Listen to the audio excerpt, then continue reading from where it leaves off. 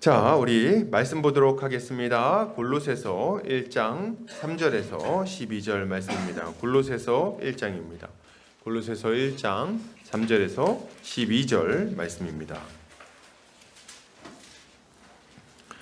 한 절씩 교독하고 마지막 절은 함께 읽도록 하겠습니다. 제가 먼저 읽겠습니다. 우리가 너희를 위하여 기도할 때마다 하나님 곧 우리 주 예수 그리스도의 아버지께 감사하노라. 이는 그리스도의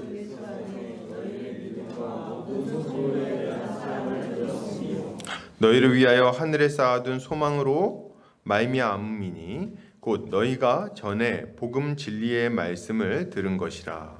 이 복음이 이미 너희에게 이르면 너희가 듣고 참으로 하나님의 은혜를 깨달은 날부터 너희 중에서 지식과 영통한 자로 너희를 영접하리라. 이와 같이 우리와 함께 종된 사랑하는 에바브라에게 너희가 배웠나니 그는 너희를 위한 그리스도의 신실한 일꾼이요 성령 안에서 너희 사랑을 우리에게 알리시리라. 이로써 우리도 듣던 날부터 너희를 위하여 기도하기를 그치지 아니하고 구하노니 너희로 하여금 모든 신령한 지혜와 총명에 하나님의 뜻을 아는 것으로 채우게 하시고 주께 합당하게 하여 범사에 기쁘시 하고 모든 선한 일에 열매를 맺게 하시며 하나님을 아는 것에 자라게 하시고 그의 영광의 힘을 따라 모든 능력으로 능하게 하시며 기쁨으로 모든 견딤과 오래 참음에 이르게 하시고 우리로 하여금 빛 가운데서 성도의 기업의 부분을 얻기에 합당하게 하신 아버지께 감사하게 하시기를 원하노라. 아멘. 골로새서 1장 3절에서 12절까지 성도를 위한 기도라는 제목으로 말씀 보도록 하겠습니다. 우리는 지난 시간에 사도 바울이 골로새 교회에 은혜와 평강을 구하면서 문안하는 내용을 살펴봤습니다. 사도 바울은 짧은 인사말 속에서 자신이 하나님의 부르심을 받아 구원받은 하나님의 자녀가 되었으며 또 하나님께 보내심을 받은 하나님의 일꾼이 되었다고 말합니다. 그는 감옥 안에 있었지만 어찌하든지 간에 복음의 일꾼으로서 사명을 감당하고자 애를 썼어요. 아주 열심히 애를 썼죠. 그래서 한 일이 뭡니까? 편지를 쓰는 거였습니다. 편지를 썼어요. 골로새 교회 안에는 거짓 교사들로 인한 혼란이 있었습니다. 이 거짓 교사들은 여러 신비주의적 가르침을 전했고 성도들은 거기에 크게 미혹되어 있었어요. 그래서 그 안에 심각한 진리의 혼란이 있었던 거죠. 그리고 그로 인해 교회 안에는 온갖 종류의 방탕한 삶이 틈타고 있었습니다. 이 신비주의적 삶이 여러 가지 방탕한 삶으로 이어지게 된 거예요. 사도 바울은 이런 골로새 교회를 거룩하고 신실한 모습으로 세우기 위해서 복음의 진리를 기록하여 편지를 보내고 있는 겁니다. 이 사도 바울은 확신했어요. 뭘 확신했습니까? 복음의 진리가 이 골로새 교회 안에 전해지기만 하면 골로새 성도들이 이 복음의 말씀을 다시 한번 듣고 확신하기만 하면 그 삶이 완전히 새롭게 되고 그 문제가 해결될 거라고 확신한 거예요. 어리석음과 무지가 물러가고 진리의 빛이 환하게 비출 것이라고 확신한 거죠. 그래서 이렇게 열심히 자신 안에 있는 복음의 진리를 편지로 쓰고 있는 겁니다. 이것은 이 혼란스러운 시대를 살고 있는 우리에게도 매우 중요한 교훈을 주고 있습니다. 이 시대에도 많은 문제가 사람들에게 있습니다. 가정의 문제와 진로의 문제와 관계의 문제가 우리를 둘러싸고 있어요. 날마다 이런 문제들이 생겨납니다. 날마다 갈등들이 생겨나고 날마다 우리가 해결할 수 없는 어려움들이 찾아오는 거예요. 사람들은 이 문제를 해결하려고 바쁘게 뛰어다니지만 길을 잃어버렸어요. 바쁘지만 어디로 가야 하는지를 알지 못하게 돼버린 겁니다. 사람마다 이리로 가야 된다, 저리로 가야 된다, 이것이 옳다, 저것이 옳다 말이 많습니다. 그러나 과연 무엇이 옳은지는 알 수가 없는 거예요. 지금 그런 상황 가운데 있는 거예요. 여러분, 무엇이 바른 길입니까? 어떻게 해야 진정 인생의 문제들을 해결할 수 있습니까? 무엇이 우리의 문제를 해결할 수 있는 진리입니까? 여러분, 우리는 지금도 진리가 필요합니다. 여러분, 진리가 필요해요. 영원토록 변하지 않는 진리가 필요합니다. 우리의 문제를 정확하게 분석하고 정확하게 이해하고 정확하게 해결할 수 있는 그 참된 해답이 우리에게는 필요하다는 거예요. 지금도 우리에게 이 문제들이 있어요. 그런데 이것은 믿지 않는 사람들에게만 해당되는 일이 아닙니다. 교회 안에도, 예수를 믿은 사람들 안에도 여전히 진리는 필요합니다. 왜요? 우리 인생에도 여전히 복잡한 여러 가지 문제들이 찾아오기 때문이에요. 그죠? 물론 우리는 이미 진리를 발견한 자들이에요. 예수 그리스도 안에서 진리를 발견했고, 그로 말미암아 우리 인생의 목적이 무엇인지, 어디로 가야 하는지 커다란 방향은 발견을 한 자들인 거죠. 그러나 지금 알고 있는 것으로 충분하냐 이렇게 물어볼 때는 충분하다고 말할 수는 없을 거예요.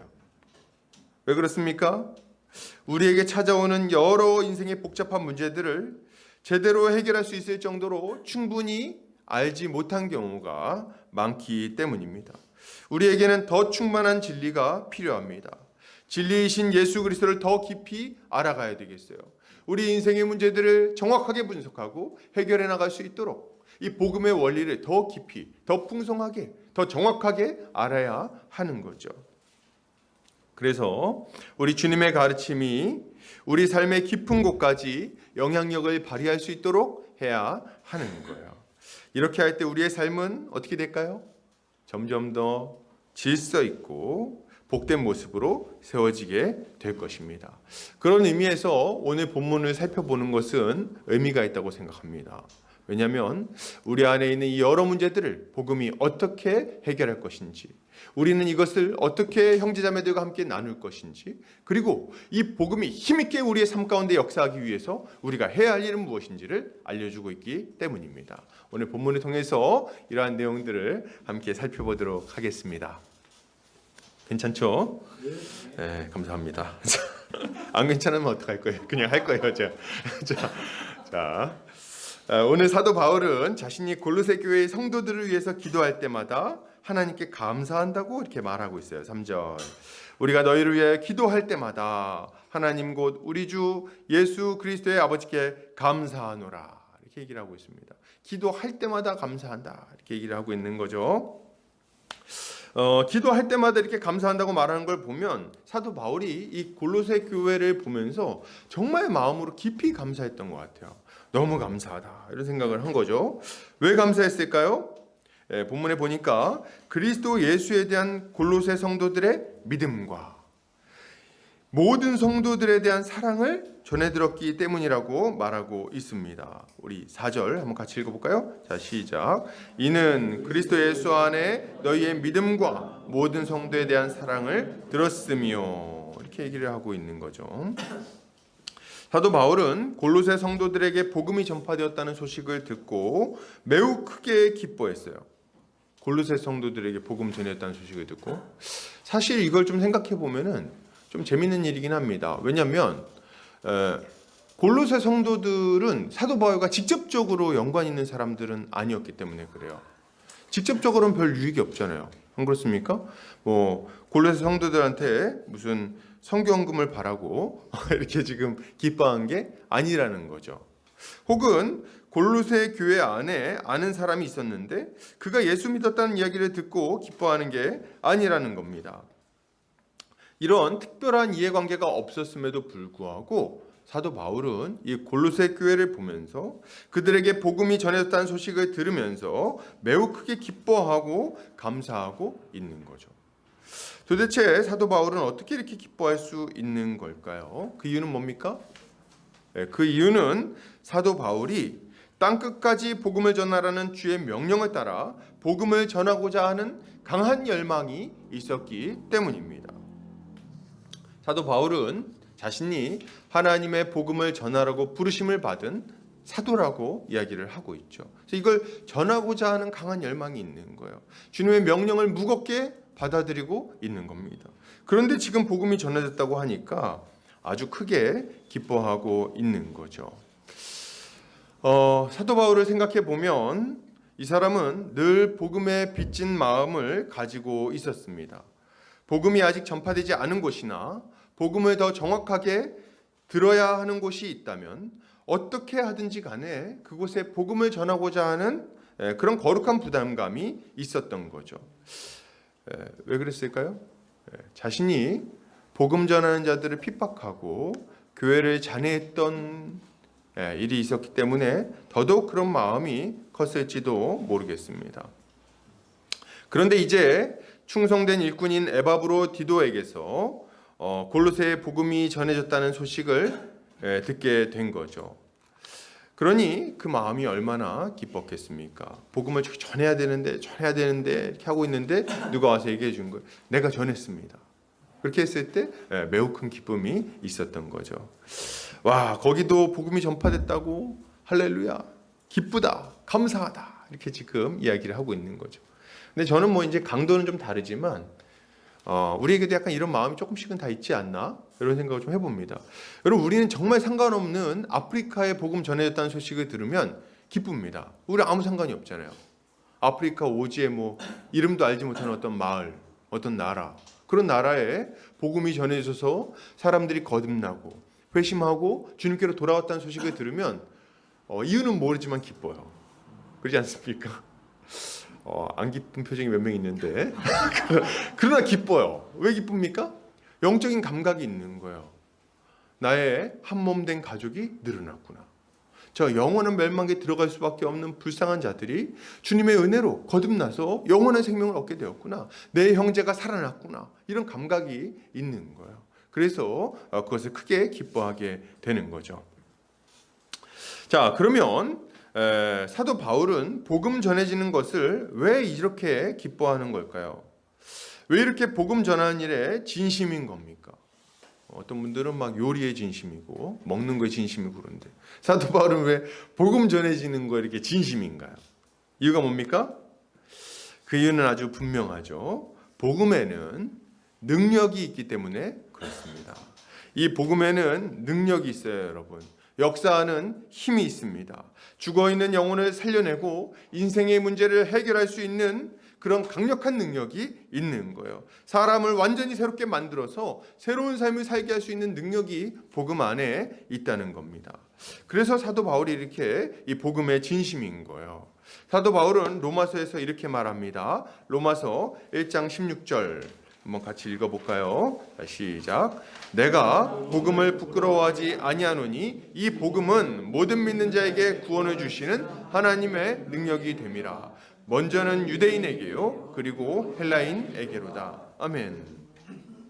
사도 바울은 내가 복음을 부끄러워하지 않는다, 이렇게 얘기를 합니다.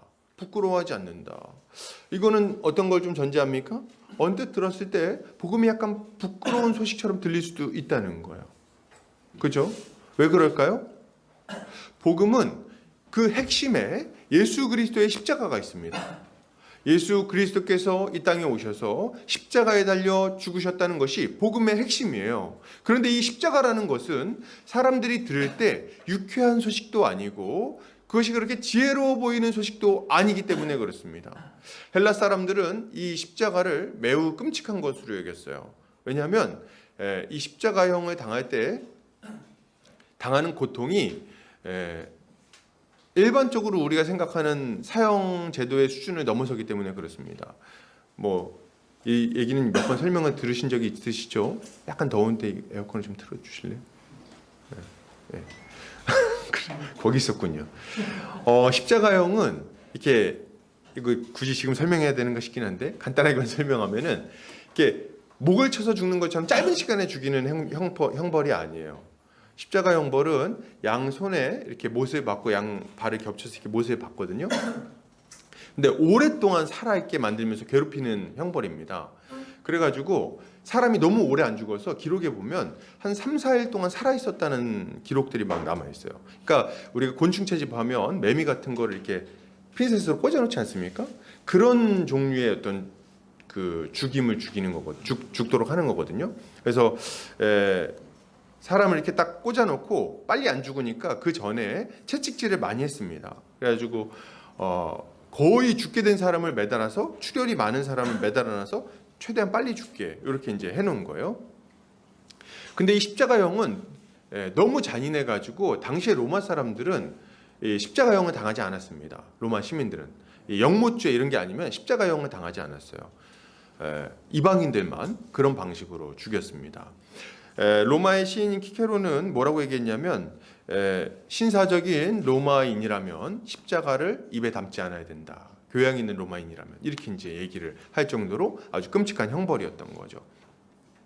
그리고 그러니까 우리를 위한 구원자가 왔습니다. 근데 그 사람이 십자가에 달려 죽었습니다. 이렇게 얘기를 하면 로마 사람들이 볼 때는 너무 우스꽝스러운 얘기를 하는 거예요. 야, 무슨 영웅이 그래? 말도 안 되는 소리 하지 마. 이렇게 비난할 만한 얘기를 하는 거죠. 마찬가지로 유대인들에게도 십자가는 받아들이기 힘든 소식이었습니다. 부끄러운 이야기였어요. 왜 그렇습니까? 십자가에 달리는 것은 하나님의 저주를 받아 죽는 것을 상징하기 때문에 그랬습니다. 십자가형 자체가 그런 건 아니고요. 십자가가 나무로 만들어졌다는 게 굉장히 중요해요. 신명기서에 보면, 신명기서 2장에 보면 나무에 달린 자마다 저주를 받은 자니 이런 말이 딱 있습니다. 그래서 나무에 매달아 죽이는 것은 하나님의 저주를 받았다는 것을 확실하게 보여주는 죽음인 거예요. 근데 예수님이 달린 십자가가 나무 십자가 아닙니까? 그래서 교회 중에도 우리 형제 교회들 중에서도 나무 십자가 교회가 있어요. 근데 이제 이게 저주받아 죽었다는 걸 확실하게 보여주는 거예요. 근데 예수님이 나무에 달려서 딱 죽으신 거예요. 그러니까 유대인들이 볼 때는 그게 어떤 상징이 되는 겁니까? 예수는 하나님께 버림받았어. 하나님께 저주받았어. 저 사람은 하나님의 일꾼일 수가 없어. 이런 상징이 돼버리는 거예요. 그래가지고 그렇게 바리새인들하고 제사장들이 예수님을 십자가에 달아 죽이려고 애를 쓴 겁니다. 근데 이제 사도 바울은 이걸 다 알고 있잖아요.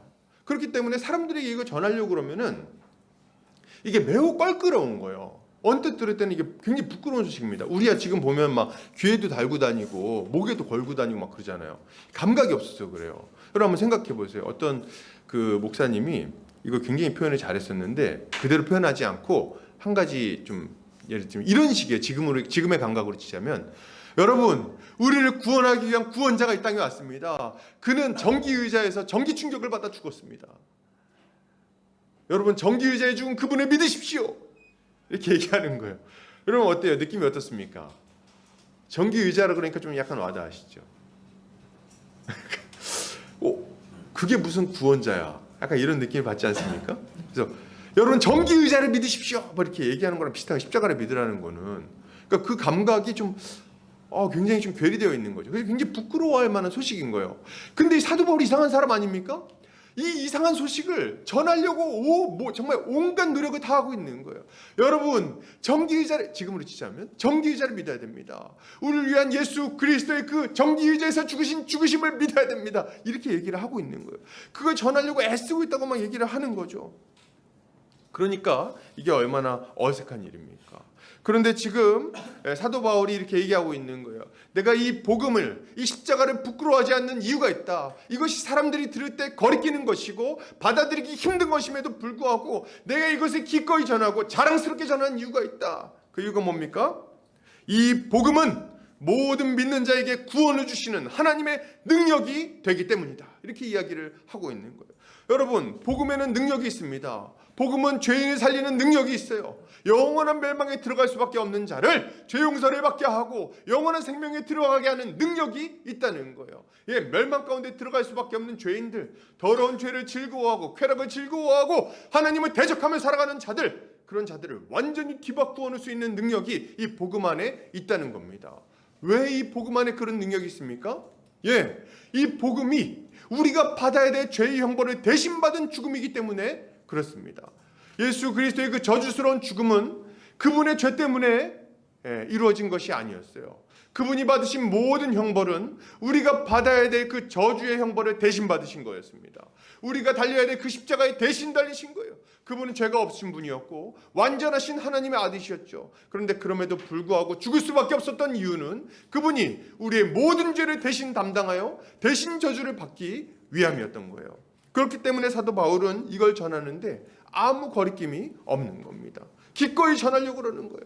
그래, 십자가는 끔찍한 거지. 저주받은 자들만 그렇게 죽는 거지. 나무에 매달려서 수치스럽게 발가 벗겨져서 죽는 것은 저 끔찍한 영모죄를 저지른 자들이나 그렇게 죽는 거지. 그런데 예수는 그런 이가 아니거든. 예수는 그렇게 죽을 만한 죄를 범한 적이 없는 분이야. 그럼에도 불구하고 죽은 이유는 무엇이냐? 그것은 너희가 바로 하나님께 영모죄를 저질렀고, 너희가 바로 하나님의 저주를 받을 만한 자이고, 너희가 하나님 앞에 수치를 받기에 합당한 자들이기 때문에 우리 대신 그 저주를 받은 것이다. 이렇게 이야기를 하고 있는 거죠. 사도 바울은 이걸 전하는 것을 부끄러워하지 않았습니다. 이 복음을 듣는 자들마다 예수 그리스도의 십자가로 말미암아 죄 사함을 받고 하나님의 자녀가 될 수 있기 때문에 그런 거예요. 여러분, 십자가 복음을 듣는 자들은 거듭나게 됩니다. 죄 사함을 받게 됩니다. 완고한 심령이 녹아지고 부드러운 심령이 됩니다. 어리석은 모습이 사라지고 지혜로운 자가 되죠. 이 땅의 것이 전부인 줄 알고 기꺼이 죄를 짓기를 힘쓰는 자들, 하나님을 대적하는 것을 두려워하지 않는 자들, 영원히 이 땅 것을 모르고 이 땅에서 모든 것을 누리려고 애쓰는 자들, 그런 자들에게 영원한 삶이 있다는 것을 알려주고 그 감각을 살려주는 것이 무엇이냐? 바로 복음인 거예요. 이 십자가 복음. 복음은 한 사람의 인생을 완전히 새롭게 바꾸어 놓는 능력이 있습니다. 복음이야말로 하나님을 대적하여 높아진 사단의 모든 견고한 진을 부수는 하나님의 강력한 능력인 거예요. 그러니 복음이 전파되었다는 소식을 듣고 기뻐하게 되는 거죠. 여러분, 복음에는 이런 능력이 있어요. 이걸 믿으셔야 돼요. 복음을 듣는 자들마다 그 삶이 완전히 바뀌게 될 겁니다. 그런데 여기서 좀 더 자세히 살펴보면 사도 바울은 그들의 믿음으로 인해서 감사할 뿐 아니라 모든 성도에 대한 사랑을 듣고 감사한다고 말하고 있어요. 이게 되게 재밌죠? 왜 그럴까요? 자기를 사랑해 주는 것도 아닌데, 그렇죠? 물론 사도 바울도 사랑하겠죠. 근데 왜 모든 사람을 향한 사랑을 듣고선 기뻐하는 걸까요? 그 이유는 분명하죠. 골로새 성도들이 사랑한다는 소식은 이들이 복음을 듣고 참된 믿음을 가졌다는 증거가 되기 때문에 그렇습니다. 이들이 정말 복음을 믿었냐? 듣고 알기는 하는데 정말 거듭난 거 맞아? 이 사람들이 정말 예수님을 믿고 구원받은 거 맞아? 그 증거를 사랑하는 모습을 통해서 확인하게 되는 거예요. 그래서 지금 기뻐하는 거죠. 요한복음 13장 34절 35절 같이 한번 읽어볼까요? 자, 시작.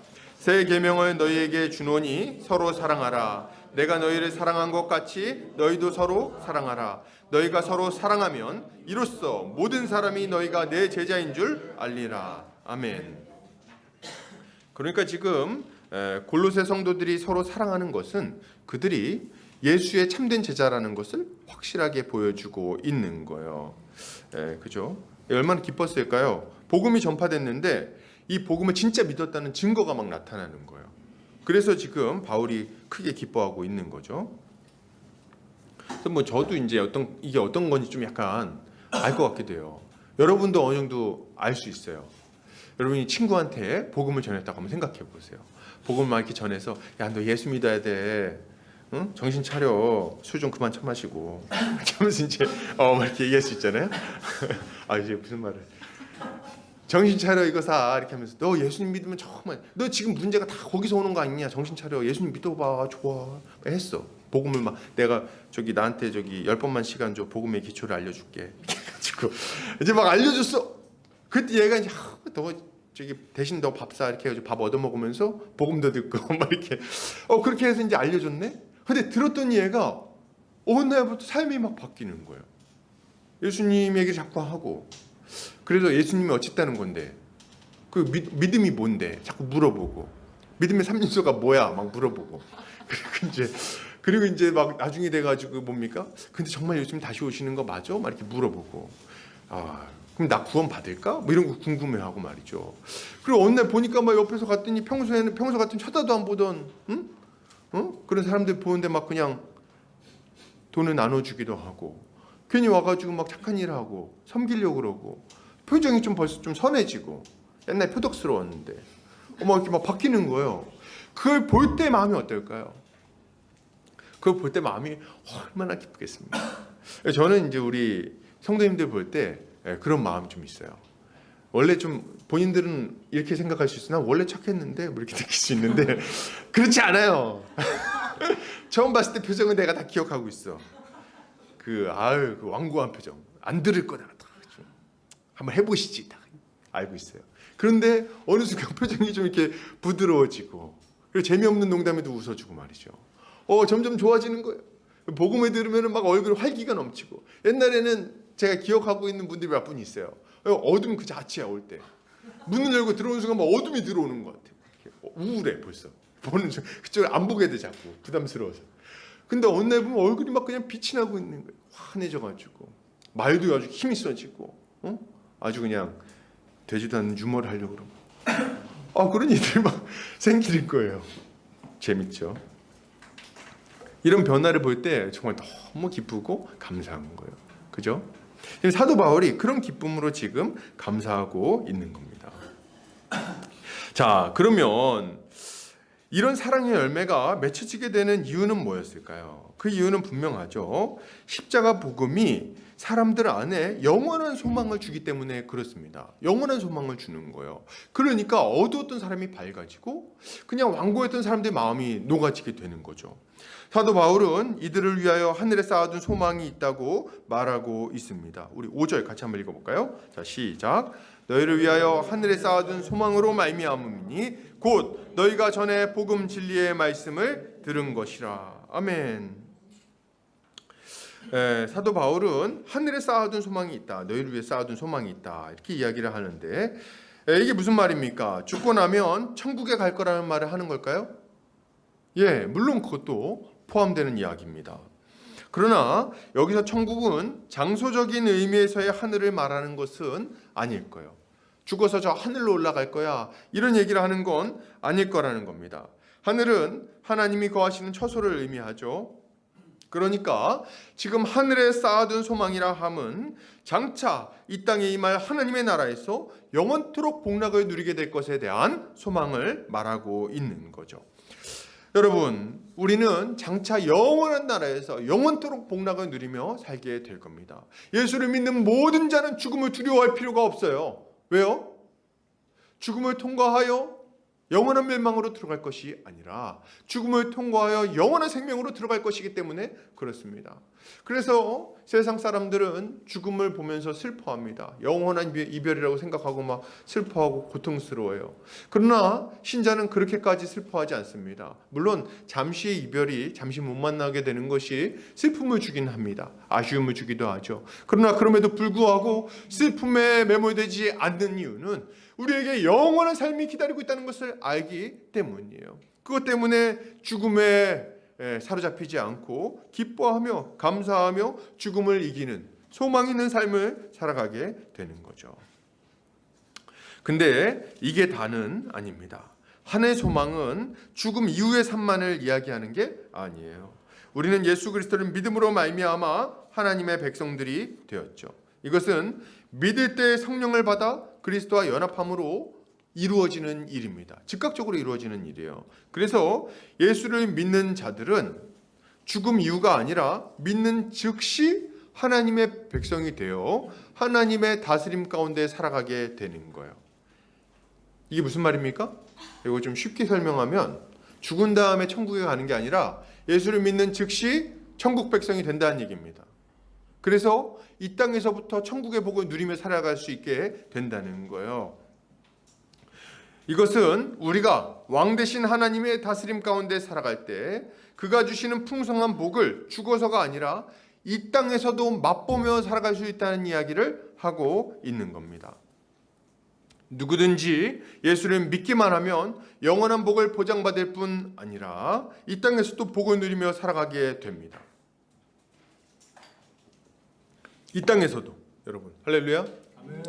그래서 어떤 분들은 이런 얘기 하더라고요. 제 아주 친한 형님이 제가 대학교 때 복음을 막 전했어요. 형님 예수님 믿으세요. 그때 약간 예수에 미쳐 있을 때, 지금도 약간 미쳐 있죠.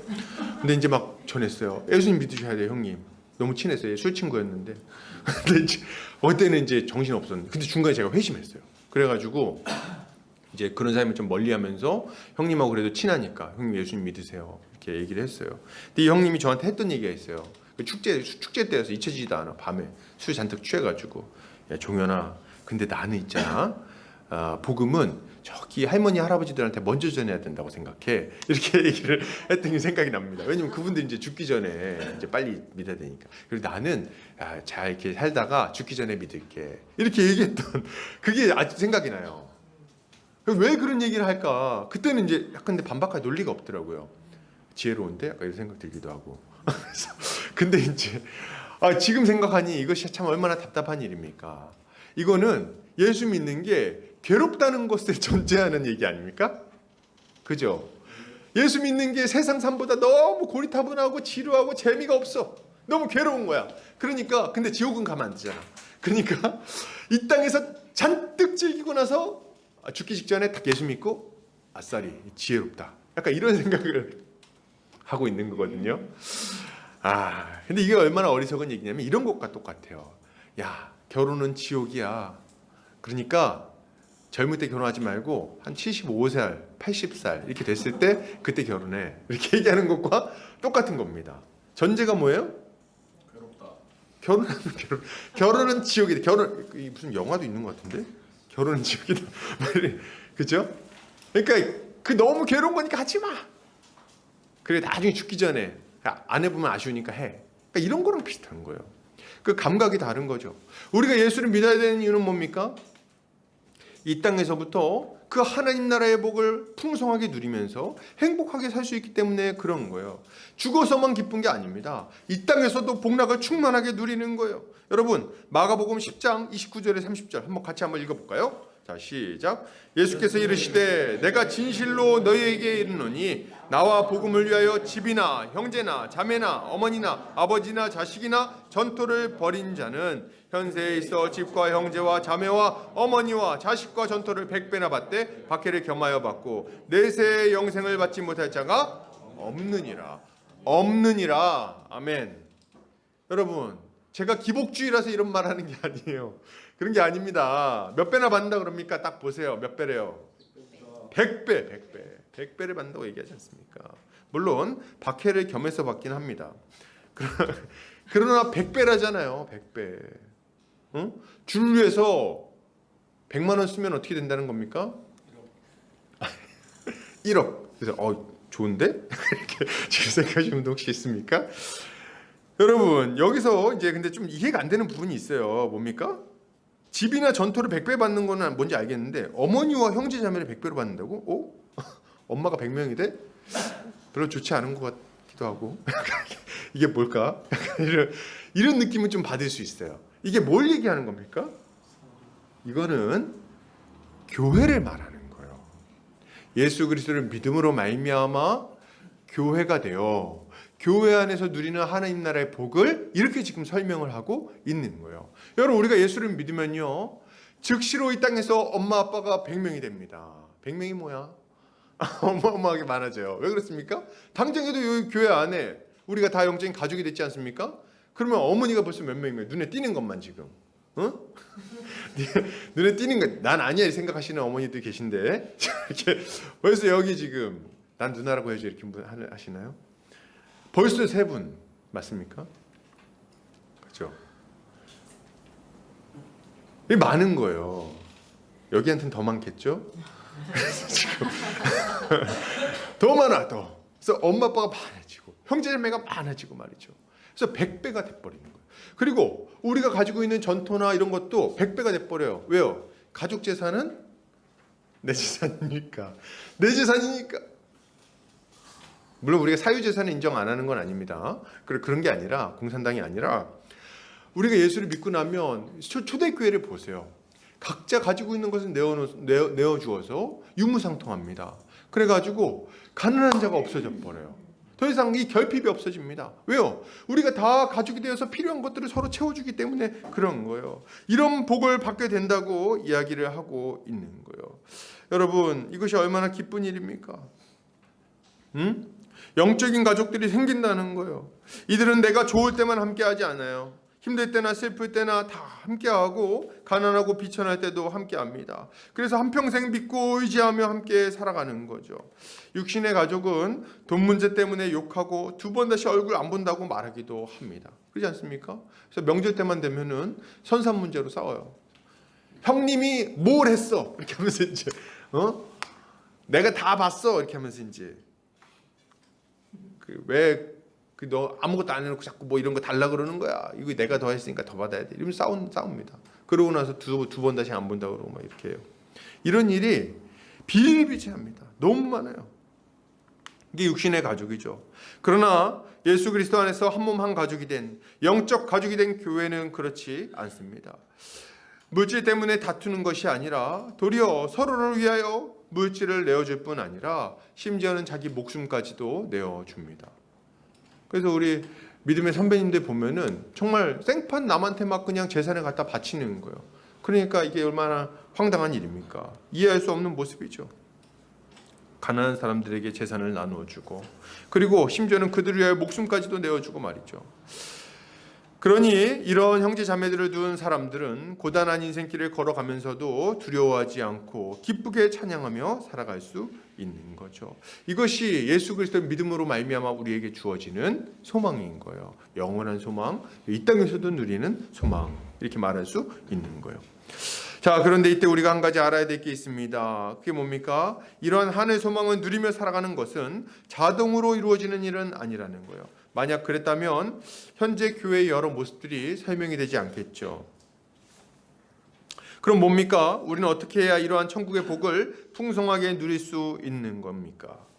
우리는 하나님의 말씀, 즉 복음을 듣고 깨닫고 그 말씀에 순종할 때 그 복을 풍성하게 누릴 수 있는 거예요. 6절 한번 같이 읽어볼까요? 자, 시작.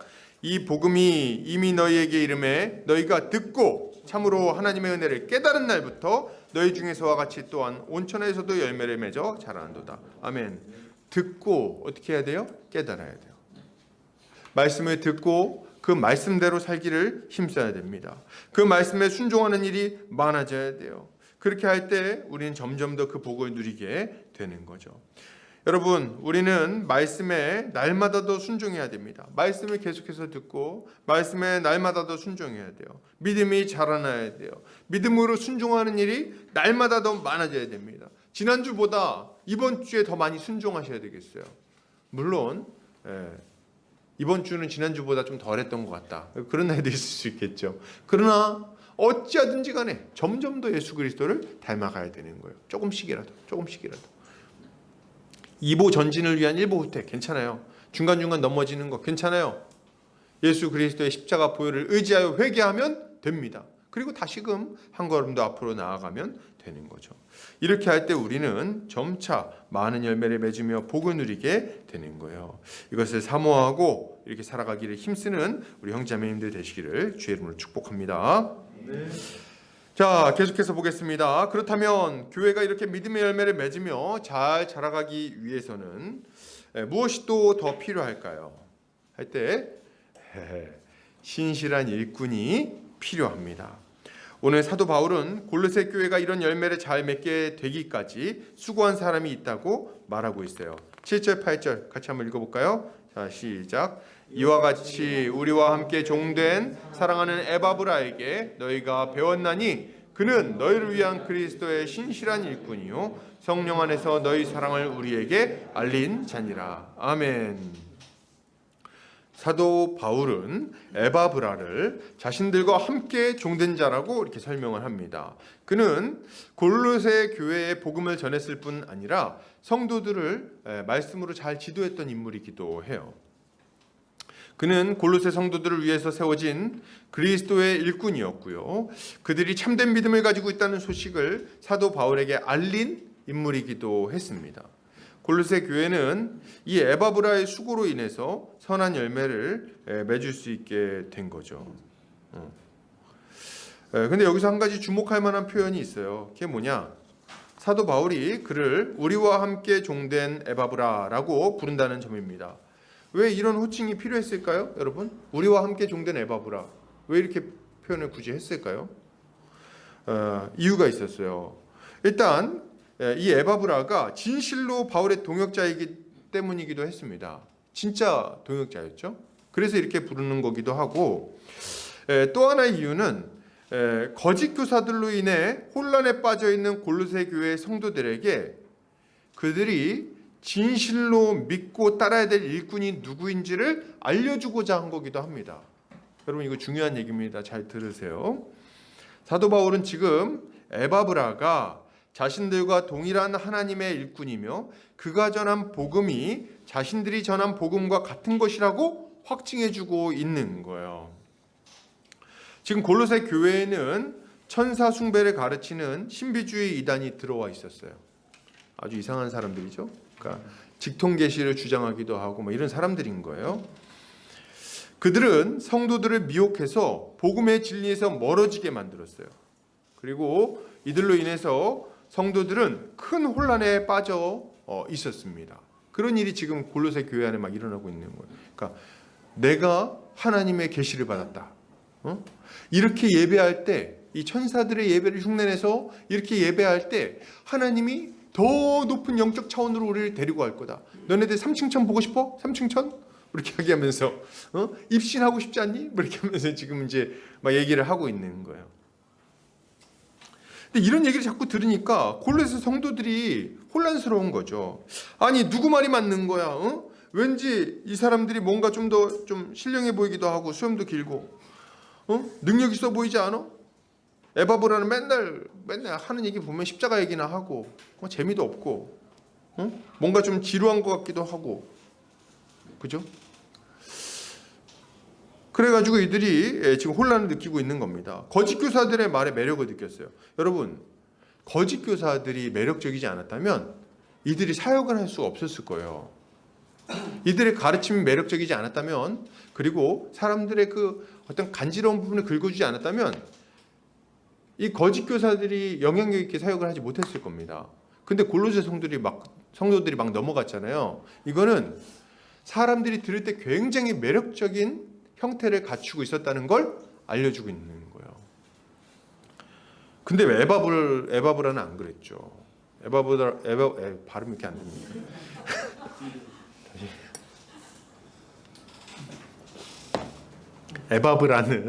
에바브라는 맨날 하는 얘기가 비슷해요. 저랑 비슷하죠.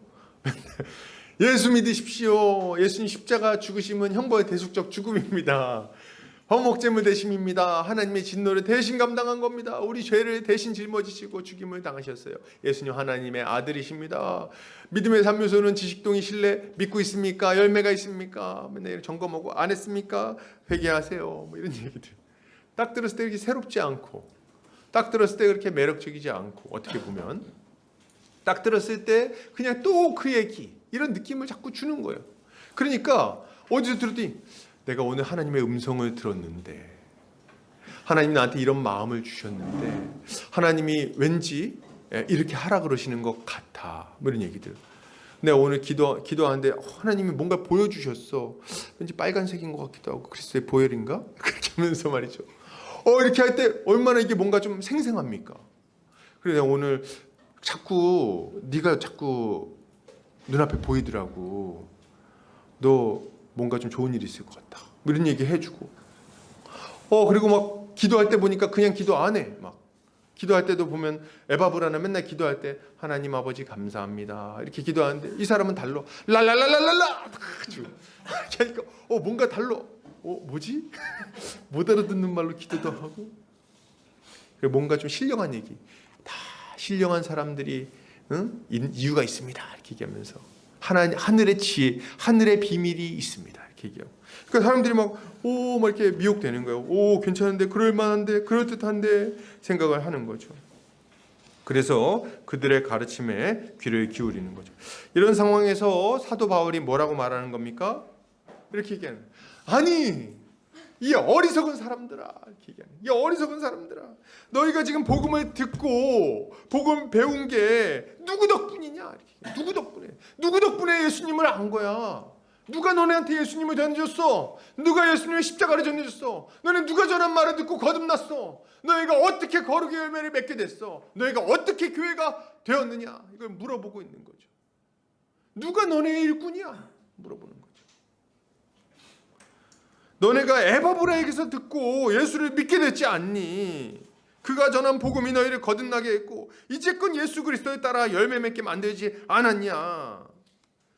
그러니 이 에바브라를 따라야지 어디 엄한 사람들을 따르고 있냐? 이렇게 지금 얘기하고 있는 거예요. 물론 이렇게 막 화내면서 하진 않았어요. 이렇게 얘기할 때는 굉장히 온유하게 했죠. 에바브라에게 너희가 들었다. 이렇게 아주 부드럽게 얘기를 했어요. 그러나 속마음은 그렇지 않죠. 이 바보들! 얘기하면서 지금 이제 얘기하고 있는 거죠. 물론 바울은 저처럼 이렇게 성격이 나쁘지 않았어요.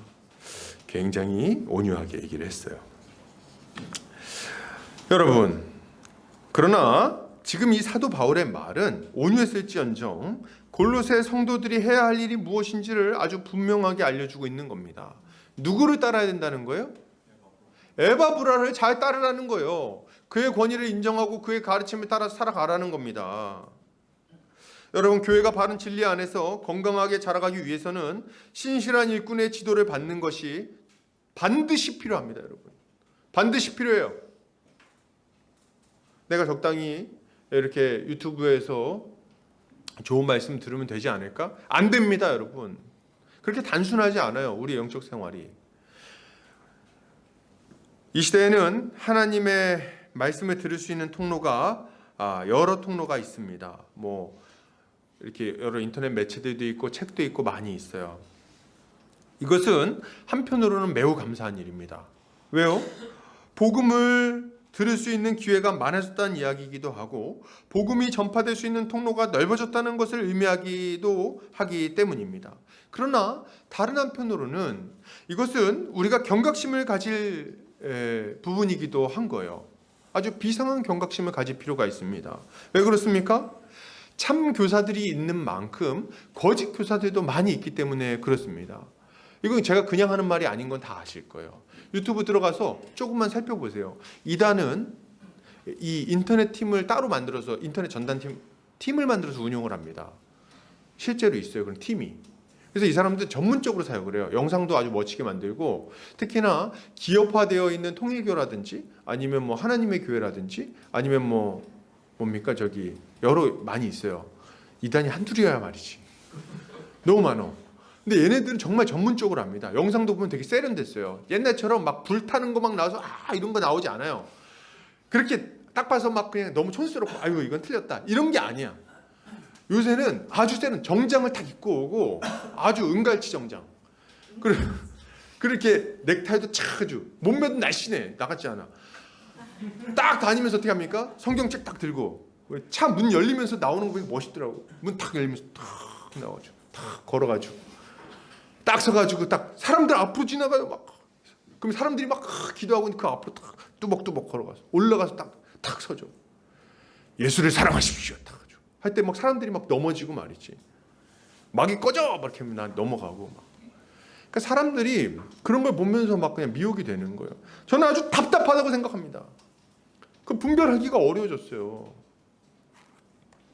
이럴 때일수록 저는 이렇게 복음의 전파되는 통로가 넓어진 것은 감사할 일이지만 그만큼 신실한 하나님의 일꾼들도 절실하게 많이 요구되는 시대가 된 겁니다. 여러분, 우리는 반드시 교회에서 검증된 목회자를 통해서 신앙 지도를 받을 필요가 있습니다. 아무 가르침이나 좋다고 받아들여서는 안 돼요. 그것이 아무리 그럴듯하고 옳은 이야기처럼 들리고 매력적으로 보일지라도 여러분 신중하시기를 바랍니다. 이것은 하나님께서 어떻게 교회를 보호하시고 세우시는지를 생각하게 만듭니다. 주님은 어떻게 교회를 보호하십니까? 여러분 원리가 있는 거예요. 원리가 있어요. 하나님은 이 믿음의 전통이 이 복음의 진리가 계속해서 잘 계승되게 하시고 신실한 일꾼들을 통해서 그것이 전해지게 하신 거예요. 그들을 통해서 교회가 보호받게 하셨다는 거예요. 아무나 와가지고 성도들을 미혹하지 못하게 그들을 보호하는 양치기들을 세우셨다는 거예요. 이걸 아셔야 됩니다. 그들을 벗어나서 교회의 울타리를 벗어나서 혼자 살려고 하는 순간 이 모든 보호를 잃어버리게 되는 겁니다. 이걸 알아야 돼요. 그래서 지금은 목회자의 권위를 너무 막 그냥 무시하는 시대인 것 같아요. 제가 볼 때는. 그래서 목사면 다야 뭐 이런 얘기들을 그냥 막 하고 그래서 목사라고 다 좋은 게 아니야. 저도 압니다. 모르지 않아요. 누구보다도 잘 알 거예요. 그러나 이런 분위기는 좀 곤란합니다. 목회자의 권위를 무시하고 목회자의 지도를 거부하는 이런 시대 분위기에 편승해서는 안 되는 거예요. 그러면 신실한 일꾼들이 일할 영역이 동시에 줄어듭니다. 구더기 무서워 장 못 담근다는 아주 좋은 속담이 있죠. 구더기가 생길까 봐 장을 못 담그면 장을 못 먹지 않습니까? 몇몇 일꾼들이, 몇몇 사꾼들이 나쁜 짓을 한다고 해서 모든 주요 일꾼들이 나쁘다고 말하면 교회는 어떻게 보호받습니까? 어떻게 진리를 분별할 거예요? 어떻게 훈련된 일꾼들로 하여금 우리를 지키도록 만들 겁니까? 이거 아주 답답한 일이에요. 우리는 이걸 분별하고 교회의 질서를 잘 인정해야 하는 거죠. 그래서 오늘 사도 바울이 뭐라고 말합니까? 에바브라를 가리켜 뭐라고 말해요? 너희를 위한 그리스도의 일꾼, 이렇게 부르는 거예요. 하나님이 일꾼을 세워서 교회를 보호하시기 때문에 이런 표현이 가능한 겁니다. 저는 이 표현을 볼 때 굉장히 가슴 뛰는 표현이라는 생각을 했어요. 너희를 위한 그리스도의 일꾼, 너희를 위한 그리스도의 일꾼. 그는 너희를 위한 일꾼이다. 그는 너희를 돌보기 위해서 세워진 목사다. 이렇게 얘기를 하고 있는 거죠. 저는 이 말씀이 참 굉장히 좀 좋아요. 제가 처음 목회 얘기를 고민할 때 고민이 많았겠죠. 중간에 믿은 사람이고 부모님도 이제 반대하시고 하니까 고민이 많았습니다. 제가 그 목사를 할까 말까 고민할 때 제가 마지막으로 고민했던 지점이 있었어요. 그게 뭐냐면 이런 질문이었어요. 하나님, 지금 교회가 이렇게 많고 제가 지금 교회 옥상에 올라가서 딱 서울 시내를 밤에 보니까 완전 공동묘지예요. 십자가가 얼마나 많은지. 너무 많아, 십자가가. 그러니까 교회가 너무 많아요. 그리고 목사님들도 너무 많아요. 1년에만 배출되는 목사님들이 수천 명이에요. 10,000명 단위라고 들었어요, 제가. 제가 총신 출신인데 총신에서만 졸업생들이 800명이 나옵니다. 1년에. 지금 몇 명인지 정확하게 모르겠어요. 좀 줄었긴 줄었죠. 이미 누적된 게 많은 거예요. 몇십만 명이에요, 지금 목회자가. 그렇다고 해서 그럼 그 일꾼들이 다 가짜냐? 아니요. 좋은 일꾼들이 많이 있습니다. 신실한 일꾼들이 있어요. 하나님께 헌신된 사람들이 있습니다. 왜 없겠어요? 많이 있죠. 그래서 제가 질문했어요. 하나님, 교회가 이렇게 많고 목사도 이렇게 많은데 굳이 왜 저까지 목사를 해야 됩니까? 굳이 나까지 왜? 그렇지 않습니까? 큰 교회도 많고 좋은 목사님들도 많고 설교도 잘하고 말이지. 근데 굳이 제가 목사가 될 필요가 뭡니까? 한참을 이 문제를 놓고 기도를 했습니다. 근데 이 문제를 놓고 막 매일 기도를 하고 있었는데 결정하기 전까지 어느 날 하나님이 저한테 이런 깨달음을 좀 주셨어요. 기도를 막 하고 있는데 야 종현아, 물론 직접 들은 건 아니에요. 그런 마음이 들었다는 거죠. 야 종현아, 네가 돌봐야 될 네 양은 따로 있다. 이걸 딱 제가 이 마음이 딱 드는 거예요. 이 마음을 딱 듣고 저는 정말 이게 제 머리를 한 대 치는 그런 깨달음이었어요. 이게 제 머리를 치는 깨달음이었어요. 그죠? 큰 교회도 많고 뛰어난 목사님들도 많이 있지만 제게 맡겨져서 제가 돌봐야 될 양무리는 따로 있다는 겁니다. 저한테 맡겨진 양무리가 있는 거예요. 그래가지고 제가 이 깨달음을 더 얻고 그 자리에서 목회의 길을 가겠다 이렇게 결단을 했습니다. 여러분, 저는요 여러분을 위한 그리스도의 일꾼입니다. 저기 밖에 성도님들 많죠? 그분들은 그분들의 일꾼이 있을 거예요. 여러분을 위한 일꾼은 저입니다. 저는 여러분을 위해서 세워졌어요. 우리 보금자리 교회를 제대로 돌보고 제대로 보호하고 제대로 세우기 위해서 하나님이 세우셨습니다. 그러니 여러분도 저를 믿고 따라주시기를 바랍니다. 어디 다른 곳에 가서 이상한 가르침에 시달리지 말고 이곳에서 잘 배우시기를 바랍니다. 그것이 안전하고 옳은 거예요. 그래서 좀 이렇게 어디서 좀 신박한 가르침을 들으면 물어보세요. 저한테 와서. 목사님, 이거 괜찮던데요? 물어보세요. 제가 얘기해 줄게요. 그 이상한 거다. 알려드릴게. 와서 물어보세요. 목사님 이거 이런 문제가 생겼는데 어떻게 해결해야 될까요? 물어보세요. 여러분을 돌보기 위해서 저에게 이 직분을 주셨습니다. 그러니 기꺼이 그 일들을 감당해야 하는 거죠. 그러면 여러분 이 에바브라가 물론 저만 있는 건 아니죠. 우리 교회에는 좋은 일꾼들 많죠. 그러면 에바브라가 골로새에서 한 일은 무엇이었을까요? 그건 굉장히 분명합니다. 그는 복음을 전했고 복음을 가르쳤어요. 골로새 성도들이 복음을 믿고 회심할 수 있도록, 그리고 그들이 믿음의 열매를 맺을 수 있도록 계속해서 복음을 가르친 거죠. 그리고 어떤 일을 합니까? 골로새 성도들의 사랑을 사도 바울에게 알렸습니다. 여러분 이게 무슨 말이냐면 편지를 써서 뭐 소식을 전했구나 이 정도로 생각하시면 안 돼요. 이게 무슨 말이냐면 사도 바울이 골로새 성도들의 믿음을 점검했다는 거예요. 그러니까 사도 바울이 아니죠. 에바브라가 점검했다는 거예요. 점검하고 어떤 판단을 내렸다는 거예요? 모든 성도를 향한 사랑이 이들 안에 있다는 판단을 내린 겁니다. 그리고 어떻게 한 거예요? 여기 나오진 않지만 세례도 주고 그들과 함께 신앙생활을 영위해 나갔겠죠. 이게 에바브라가 한 일인 거예요. 이것은 하나님의 일꾼들이 교회를 세우기 위해서 해야 할 일이 무엇인지를 우리에게 알려줍니다. 우리가 먼저 생각할 것은 이것이 목사들만의 일은 아니라는 점입니다. 물론 목회자가 1차적으로 이 일을 잘해야 돼요. 일을 잘해야 됩니다. 이 일에 전력을 다해야겠죠. 말씀 전하고 성도들을 돌보고 하는 것들.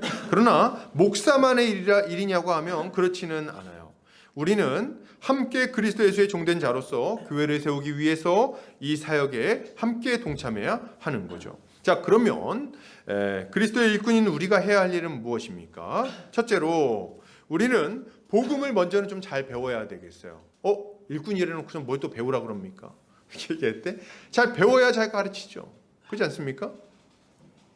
여러분 사도 바울이 에바브라를 우리와 함께 종된 에바브라 이렇게 얘기를 합니다. 이건 무슨 말이냐면 에바브라가 전한 복음하고 사도 바울이 전한 복음하고 같다는 거예요, 다르다는 거예요? 같다는 거예요. 에바브라는 사도 바울이 전하는 것 같은 복음을 같은 보조로 같은 모습으로 전했습니다.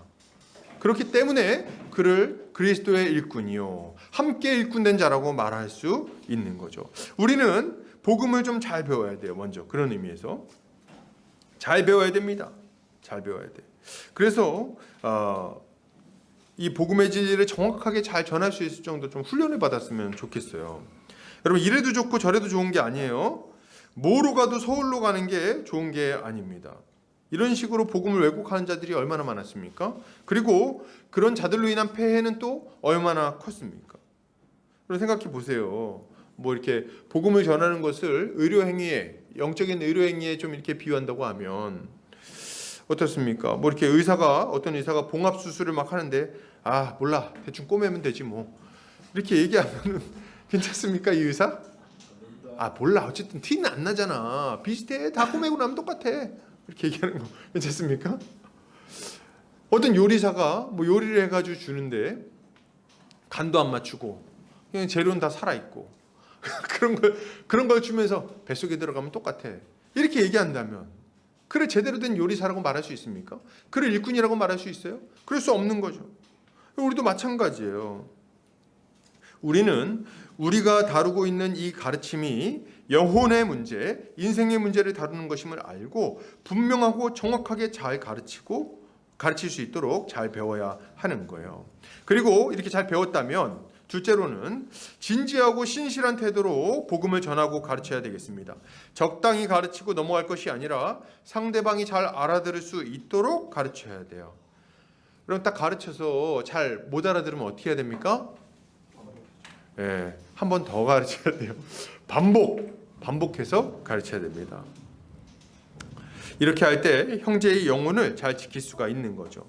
그리고 셋째로 우리는 형제의 영혼을 또 잘 돌볼 필요도 있습니다. 그가 잘 지내고 있는지 그 영적 상태는 어떤지를 잘 살펴야 되겠어요.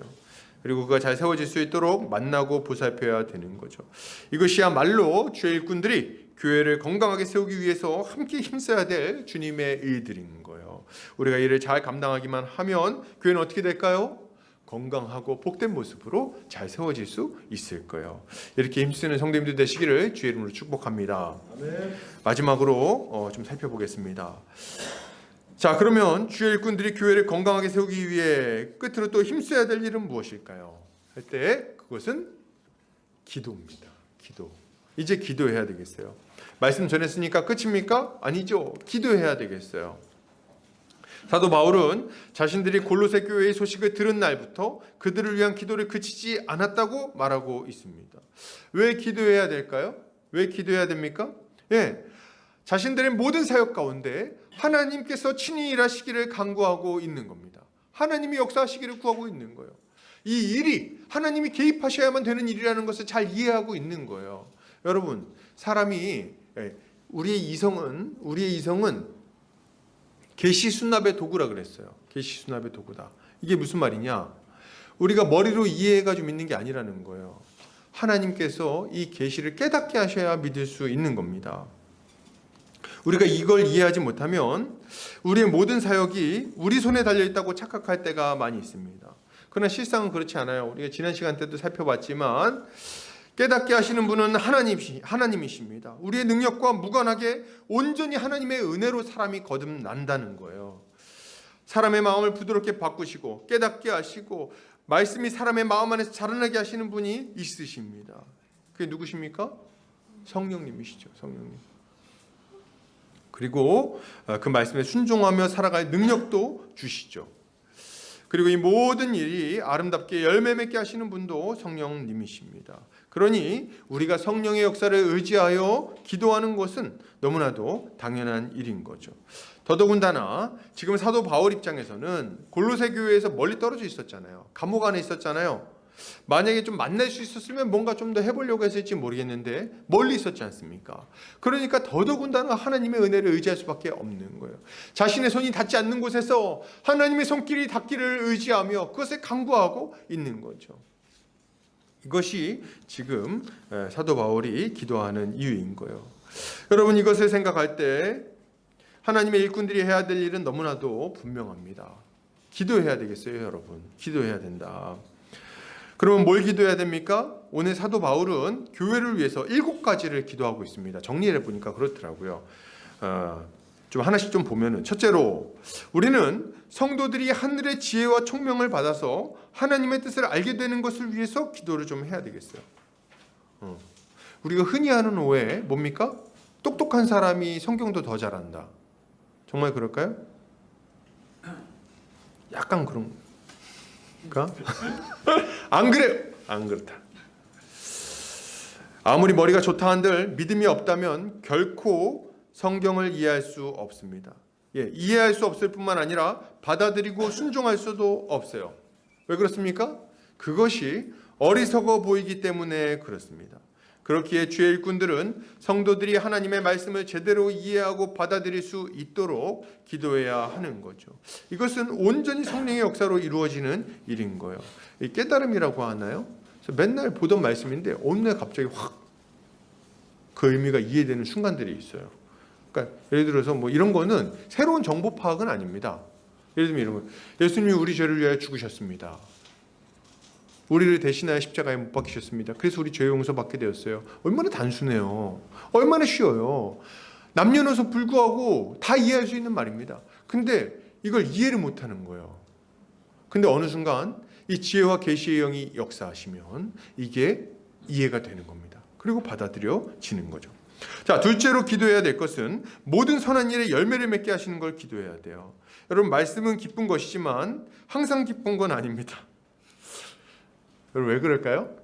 이게 솔직한 고백이에요. 말씀이 기쁜 건데 항상 기쁘진 않아요. 우리 감정적으로 보자면. 왜 그렇습니까? 우리의 죄된 마음에 거슬리는 경우가 많이 있기 때문에 그렇습니다. 하나님이 우리를 용서하셨다는 소식은 언제 들어도 좋은 소식이죠. 주님이 우리를 섬기기 위해서 이 땅에 오셨다는 소식도 너무 좋은 소식입니다. 우리 마음에 거리낌이 없어요. 그러나 우리에게 용서하라고 하신 말씀은 좋지 않은 소식이에요. 그 거슬립니다, 우리 감정에. 우리에게 섬김의 자리로 가라는 말씀도 유감스러운 말씀이죠. 십자가지라는 말은 더 그렇습니다. 십자가라뇨. 웬 십자가입니까? 그래서 우리의 인생 가운데 선한 열매를 맺는 게 그렇게 힘든 거예요. 그래서 우리가 필요한 게 뭡니까? 모든 일에 선한 열매를 맺게 해주시기를 주님께 간구해야 하는 거죠. 또한 우리는 하나님을 아는 것에 있어서 자라나게 해달라고 기도해야 됩니다. 한번 알고 믿는 것으로는 여러분 충분하지 않아요. 그것만으로는 충분하지 않습니다. 더 깊이 더 많이 알아야 돼요. 하나님을 아는 것에 자라날 때 비로소 삶의 모든 영역에서 그리스도의 다스림을 받으며 살아갈 수 있기 때문에 그렇습니다. 이게 우리가 기도해야 될 내용들인 거죠. 그리고 또 우리가 기도할 건 뭡니까? 그의 영광의 힘을 따라 모든 능력으로 능하게 하시는 것. 이것을 또 우리가 기도할 필요가 있어요. 앞에도 말했지만 하나님의 뜻대로 살아가는 것이나 주님의 맡기신 사명을 감당하는 것은 결코 쉬운 일이 아닙니다. 우리 내면의 죄성도 문제겠지만은 우리 외부에도 강력한 대적들이 존재하기 때문에 그렇습니다. 상황도 만만치 않아요. 정말 이렇게 칼을 뽑아들고 기다리고 있는 자들이 있을 수 있다는 거죠. 그래서 우리가 뭐 말만 하면 그냥 방해하고 반박할 자들이 탁 포진하고 있을 수도 있습니다. 이런 상황이기 때문에 우리가 기도해야 될 게 뭡니까? 주님, 하늘의 은혜를 주십시오. 주님의 능력을 우리 안에 주님 부어 주십시오. 그래서 담대하게 이 일을 감당하게 하시고 복음을 전파할 때 저 견고한 심령들이 무너지는 역사를 경험케 하여 주십시오. 이 모든 대적들과 맞서 싸워 이길 수 있는 능력을 우리 안에 주십시오. 도무지 해결할 수 없는 이 환경들, 이 문제들 해결할 수 있도록 주께서 역사하여 주십시오. 기도해야 하는 거죠. 정말 이게 너무 기도 필요한 것 같아요. 제가 보니까. 제가 이렇게 우리 성도님들한테 가끔 상담을 받잖아요. 상담을 받거든요. 안 해보신 분들도 있는데 상담하시는 분들이 있어요. 이런 문제가 있습니다. 저런 문제가 있습니다. 근데 가끔 이렇게 듣다 보면은 어떤 생각이 딱 드냐면 이거는 해결할 수가 없는데? 어디 할 수가 없다. 이런 일들이 있어요. 손에 대기가 굉장히 어려운 일들이 있습니다. 아무리 뭘 해결해 보려고 해도 제 능력을 넘어서는 일들이 너무 많이 있는 거예요. 이럴 때 어떻게 해야 됩니까? 이럴 때 기도하게 되는 거죠. 이럴 때 가서 이제 기도하는 거예요. 붙들고 이렇게. 아버지 도와주세요. 아버지 도무지 안 됩니다. 해결이 안 됩니다. 이거 어떻게 합니까? 이 문제 해결해야 되는데 능력이 없습니다. 하나님 살려주세요. 기도를 하는 거죠. 근데 말이죠, 여러분, 이렇게 기도할 때 하나님께서 역사하십니다. 하나님의 역사가 나타나는 거예요. 그래서 어느 날 와가지고 이제 밝은 표정으로 목사님 해결됐어요. 이렇게 얘기하는 거예요. 이렇게 그래? 그럴 줄 알았지. 이렇게 막 그럴 때 당황하면 안 되잖아요. 믿음 없어 보이니까. 그럴 때 이제 담대하게 이렇게 딱 당연히 해결되지. 믿음이 있어야지. 속으로는 다행이다. 그렇게 하는 거예요, 이게. 여러분, F.B. 마이어라는 분이 이렇게 얘기했어요. 불가능한 일을 시도할 때만 하나님의 자원이 어느 정도인지를 알 수 있다. 얼마나 멋진 말입니까? 기독교의 역사는 어찌 보면 이 불가능한 일을 이루어 가시는 하나님의 역사라고 볼 수 있는 거예요. 주님은 제자들의 기도에 응답하셔서 이 율법주의자들로 가득한 예루살렘을 바꾸셨고 예수를 살해한 자들로 가득한 이 유대 지역을 바꾸어 놓으셨습니다. 유대와 사마리아의 그 완고한 자들을 바꾸셨으며 로마 제국을 바꾸셨어요. 로마의 그 10번의 박해에도 불구하고 교회가 망하지 아니하게 하시고 그들 가운데 도리어 복음이 전파되어 믿는 자들이 늘어나게 하시고 거듭남이 일어나게 하여 주시고 그리고 황제의 마음을 바꾸어 주시고 그 안에 교회가 세워지게 만들어 주신 거예요. 중세의 교회가 타락하여서 믿음이 있는 자들을 박해하고 성경을 번역하여 읽기만 해도 죽이는 자들이 많았을 때 예수를 믿고 구원받는 일을 전파했다고 해서 막 창으로 5,000명을 죽이고 온갖 종류의 핍박이 막 일어나는 때가 있었습니다. 그때도 우리 주님은 한 줌도 안 되는 무리를 불러서 거듭나게 하시고 그들이 하나님의 일꾼이 되어서 온 세상을 뒤집어 놓게 만드셨어요. 우리 주님이 그런 역사를 이루어 오신 거죠. 노예제도가 자리 잡아서 온 국가가 타락해가지고 감옥마다 죄인들로 가득했던 이 영국을 뒤집어 엎는 역할을 우리 주님이 하셨습니다. 그런 역사를 일으켜 주신 거예요. 그래서 지금 교회가 세워지고 망하지 않고 복음이 전파되고 그것이 미국을 넘어서 이 한국까지 전해지게 된 거죠. 이 모든 일들은 인간의 지혜, 인간의 어떤 상식으로는 있을 수 없었던 일들이에요. 그런데 우리 주님이 자신의 일꾼들에게 능력을 주시고 그들을 능하게 하셔서 이 모든 불가능한 일들을 이루어 주신 거죠. 그러니 우리는 기도해야 하는 겁니다. 그리고 마지막으로 기도할 때 뭘 기도해야 됩니까? 기쁨으로 모든 견딤과 오래 참음에 이르게 하시기를 간구해야 됩니다. 왜요? 우리 주님이 이런 역사를 일으키시는 건 맞는데 단기간에 이루시는 것은 아니기 때문에 그렇습니다. 단기간에 이루실 때도 있는데 대부분은 길게 걸려요. 우리 주님이 왜 이렇게 오랜 시간 질질 끄시는 것처럼 느껴지는가 궁금할 수 있습니다. 근데 거기에는 여러분 다 이유가 있어요. 지금 그걸 얘기할 건 아닙니다. 그러나 지금 우리가 분명히 알아야 될 중요한 깨달음은 어찌하든지 간에 인내가 없이는 아무 열매도 맺지 못한다는 점입니다. 그렇기에 우리는 견딤과 오래 참음을 구해야 하는 거예요. 하나님께서 우리에게 인내를 주시기를, 고난을 이기고 환난을 이길 능력을 주시기를, 십자가를 계속해서 짊어지고 계속해서 십자가의 길을 걸을 수 있도록 은혜와 능력을 더하여 주시기를 기도해야 하는 거죠. 그리고 마지막으로 기도해야 될 것은 뭡니까? 영원한 기업을 주시는 아버지께 감사 기도하는 것입니다. 왜 감사 기도입니까? 왜냐하면 주님이야말로 이 땅에서 우리의 참된 도움이 되실 뿐만 아니라 장차 우리를 영원한 복락에 참으로 들어가게 해주실 분이시기 때문입니다. 이것이 너무나도 확실하니까 먼저 감사 기도하는 거예요. 이렇게 할 때 주님은 우리를 통해서 이 교회 안에 놀라운 은혜의 열매들이 맺혀지게 만들어 주실 것입니다. 이것을 믿고 기도하는 성도님들 되시기를 주의 이름으로 축복합니다. 결론을 드립니다. 여러분, 우리는 복음을 전해야 되겠습니다. 복음을 가르치고 그것을 숙지하게 해야 됩니다. 왜요? 이렇게 할 때 비로소 교회는 견고하고 풍성하게 세워질 수 있기 때문입니다. 주의 일꾼인 우리는 참으로 하나님의 말씀에 사로잡혀서 그가 우리에게 명하신 모든 것을 가르쳐 지키게 해야 합니다. 그리고 모든 성도와 함께 하나님의 이름을 높이며 기도해야 하는 거죠. 이것이야말로 교회를 세우기 위해 힘쓰는 일꾼들이 가져야 될 마땅한 모습일 거예요. 한 주간도 이렇게 애쓰며 교회를 세우는 성도님들 되시기를 주의 이름으로 축복합니다. 기도하겠습니다.